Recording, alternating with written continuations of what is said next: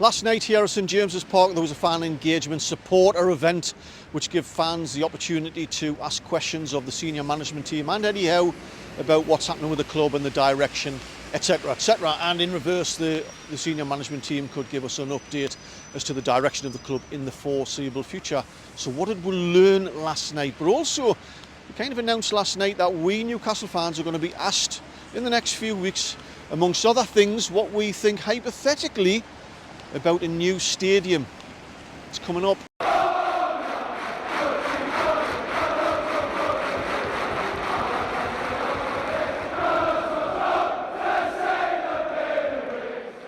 Are you an avid Newcastle United fan that loves collecting club memorabilia? Famous sculptor Tom Maley, whose work includes the Sir Bobby Robson and Alan Shearer statues, has handcrafted 3 bronze miniatures that you're going to love. These are limited edition collector's items of Sir Bobby Robson, Alan Shearer and Jackie Milburn. In addition, he sculpted his new work of art of the collection, Seahorse Rising. If you're interested, just get in touch by sending him an email at tommaley@btinternet.com or message him on Facebook. Welcome back, it's Eddie here from Tyneside Life. So yes, last night there was a fan supporter event in St James's Park in the Bobby Moncur suite last night between 6 and 8 o'clock. I wasn't lucky enough to be amongst the 200 or so fans that managed to get seats inside the suite for the event. I was one of the 800 to 1,000 or so online participants, and the event was basically in 2 halves. The first half was an opportunity for fans to ask questions of Eddie Howe, Shola Amiobi, who's head of Academy Loans, and Becky Langley, the manager of the Newcastle women's team. And in the second half, an opportunity for fans to ask questions of Darren Eales, our CEO, Dan Ashworth, our footballing director, and Peter Silverstone, our chief commercial officer. So it was really interesting. What's it all about? Well, of course, our new owners are fantastic in terms of keeping us Newcastle fans up to date and communicating with us about what's going on with the club. It's been phenomenal and a breath of fresh air. This is all part of a wider expectation on Premier League clubs, because a couple of years ago there was a government-led review into how the Premier League conducts itself, how it's run and how Premier League clubs behave themselves. That was in light of a few things. One was the attempted breakaway of the top 6 to form their own little Super League, but also about trying to prevent Premier League clubs getting themselves into financial difficulties and breaching fair play, but also to protect clubs from unscrupulous owners who just wade in and do whatever they want and change club crests and names of football clubs and home shirt colours and moving stadiums. And that's why they brought out all these measures. And one of them is fan engagement standards. And as part of that fan engagement standard, it's incumbent on all Premier League clubs to now engage with their fans actively and to set up a fan advisory board, which would be chaired by Darren Eales, but also involves a select committee of some Newcastle fans as well, who will have to go through a selection process to basically keep fans updated and to consult fans, because we are now, as part of this new review by the government, we should be now part of the decision making of our football clubs that we love. We should be at the heart of the big decisions and be able to have a say on what happens with things like stadiums and heritage assets, etc. So as part of those talks last night, it was explained to us about this new fan advisory board, and there's going to be a selection process, like I say, for that board to be set up, I think by February as well. But in the meantime as well, because there's a bit of a feasibility study going on around St James's Park to look at opportunities for development and restructuring the infrastructure of the stadium, expansion, and they've enlisted a company I think called Populous, who was heavily involved in Spurs' White Hart Lane being completely rebuilt. I think they're looking at this with a completely fresh pair of eyes, like a blank slate, and I'm going to come back to that in a minute. But what other things did we learn last night? Well, first of all, I don't know if you remember when, I think it was in March 22, when Mehrdad Guddusi and Amanda Staveley were interviewed for the first time after the takeover, and they quite clearly stated that the aim of the club was to be competing for the Premier League title within 5 to 10 years. Of course, nobody expected, even the club owners expected us to be competing in the Champions League this year and finishing 4th, so that was amazing. But last night it was announced and mentioned a couple of times the current aims of the club.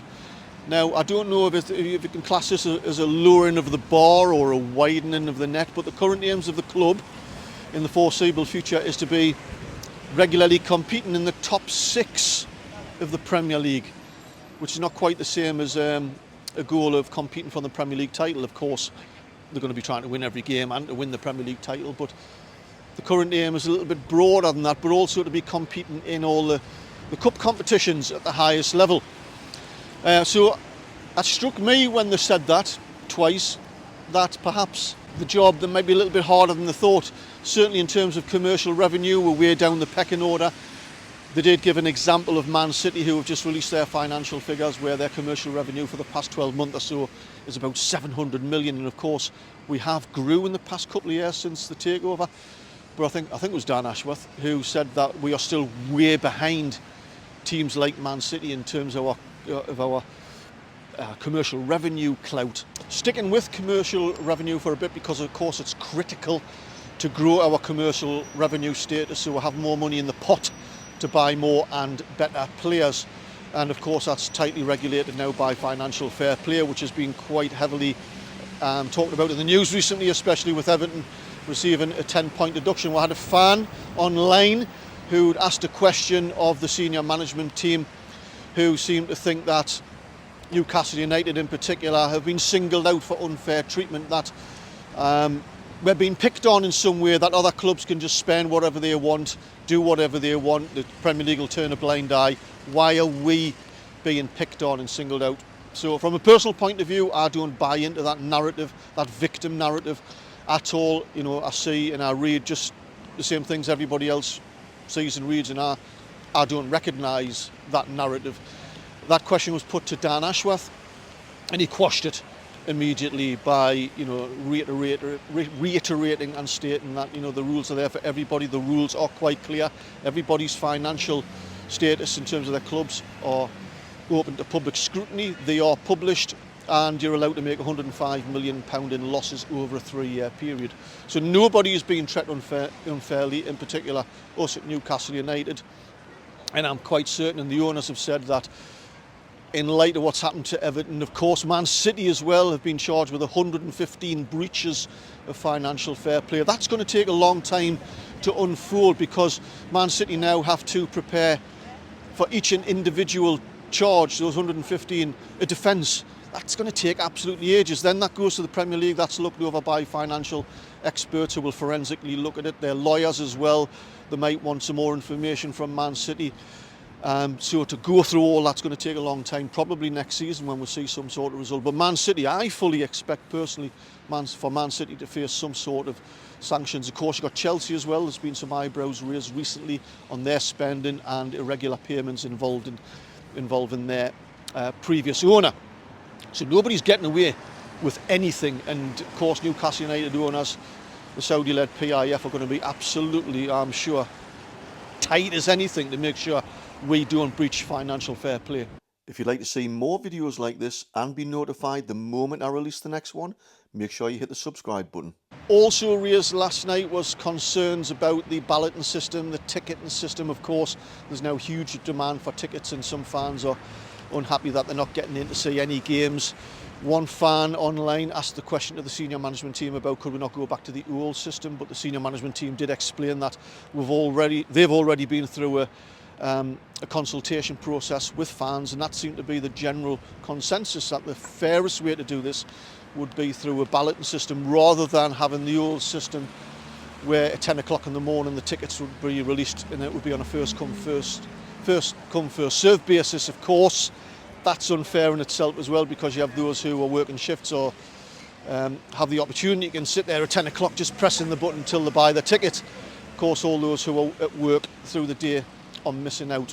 There was another question asked, I think it was Dan Ashworth, who responded about the idea of brand new world-class training facilities, which seemed to be a huge aim of the owners after the takeover.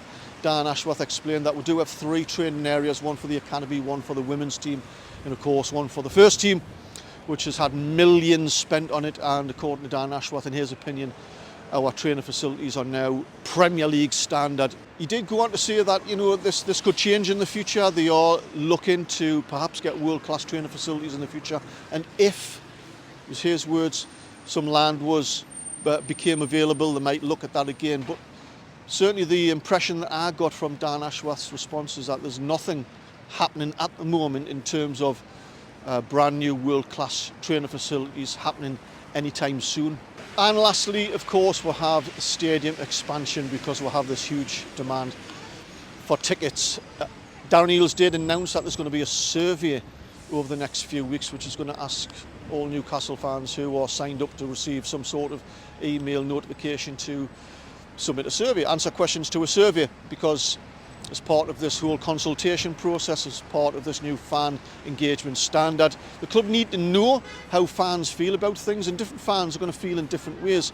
Certainly fans who have got season tickets and can get into the ground are going to have different views to fans who can't get a ticket, who may want to see perhaps a bigger stadium built somewhere else. So it's only fair and right of the club to ask all fans about all things, and in their words, to look at this whole St James's Park conundrum like a blank canvas, and that's why they've employed this company, Populous, with a fresh pair of eyes to look at all of the possibilities. And of course, this feasibility study currently ongoing, it'll take about a year. We'll look at all the architectural opportunities and challenges and costs involved in trying to expand the Gallagher End and the East Stand. Nobody knows, not even the owners, from what I can gather, have any clue as to what can and can't be done at the moment. We're all, of course, amateur architects. We've all got a view on what may or may not happen. So we're just going to have to sit and wait. But what was really interesting is that as part of this survey, and Darren Eales went to pains to stress that they're going to be, I don't know how many questions, he didn't say, but some of them are going to be hypothetical. Because as well, when I talked about protection of heritage assets, it's incumbent on club owners now to consult with fans on big decisions involving the club, i.e. moving stadiums, etc. And everything I've heard and read and seen from our new owners suggests that they are going to consult with Newcastle fans. They're not just going to steamroll in and do whatever they want to do, because that would just break down trust. They want to find out how we feel.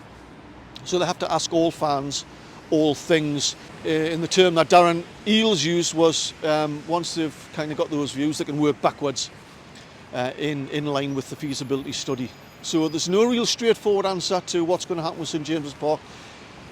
In my opinion, it is going to take a long time. If you think about, in the just over 2 years they've been here already, not a single pick or shovel has been put into the ground to expand St James's Park, and that's not a criticism of the owners.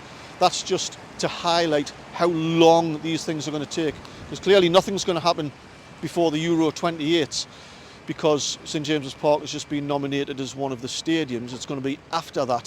So it's going to take a long, long time to come to any sort of fruition and any sort of plan and direction about either expanding St James's Park as it is now, or possibly, because the example that Darren Eales gave last night, amongst all the vagueness that he was talking about, that the fans might be asked what we think about basically knocking down and rebuilding St James's Park roughly within its current footprint. Let me know what you think in the comments below about all of this, if you were there last night, about your interpretation of the things that were said.